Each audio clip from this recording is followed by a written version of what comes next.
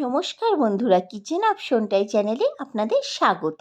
আমি আজকে করে দেখাবো আলু দিয়ে পনিরের নিরামিষি তরকারি। চলুন শুরু করা যাক। আমি এখানে 200 গ্রাম মতো পনির নিয়ে নিয়েছি। তার মধ্যে পরিমাণ মতো নুন, হলুদ এবং লঙ্কার গুঁড়ো দিয়ে মাখিয়ে নিচ্ছি।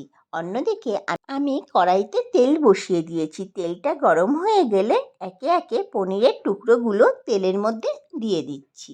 এরপর ভেজে নেব। দেখুন আমার ভাজা হয়ে গেছে। এরপর আমি একটা প্লেটে পনিরগুলো তুলে নিচ্ছি। এখানে আমি একটা সসপ্যানের মধ্যে 2 কাপ জল একটু লবণ দিয়ে গরম করতে বসিয়ে দিয়েছি। জলটা গরম হয়ে গেলে একটা পাত্রে ঢেলে নিচ্ছি।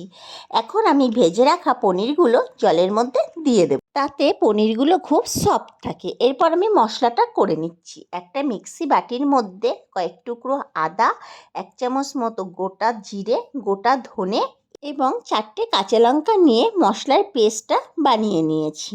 এখন আমি তেলের মধ্যে দিয়ে দিচ্ছি কয়েক টুকরো আলু। এর মধ্যে সামান্য হলুদ অ্যাড করে দিচ্ছি। এখন আলুটাকে আমি ভালো করে ভেজে নেব।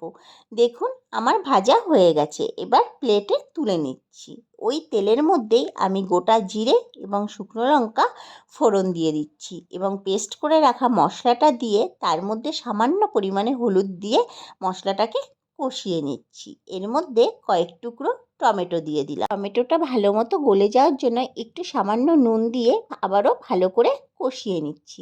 আমি যে কোনো মশলায় একটু সামান্য জল দিয়ে কষাই, এতে মশলা পুড়ে যাওয়ার ভয় থাকে না। এখন আমি ভেজে রাখা আলুগুলো মশলাগুলোর মধ্যে দিয়ে দিচ্ছি। এরপর আমি আবারও ভালো করে কষিয়ে নেব। আর কষানো হয়ে গেছে। পনির ভিজিয়ে রাখা জলটা আমি এখানে দিয়ে দিলাম।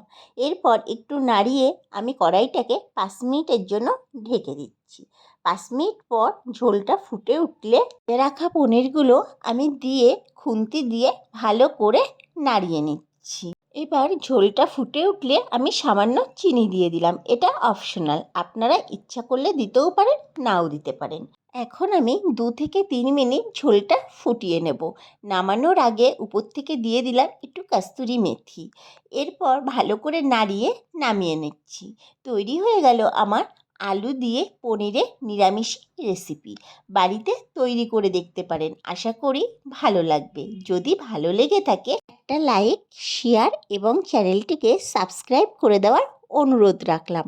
আর ফেসবুক পেজ থেকে যদি দেখে থাকেন, পেজটিকে ফলো করে দেওয়ার অনুরোধ জানাচ্ছি।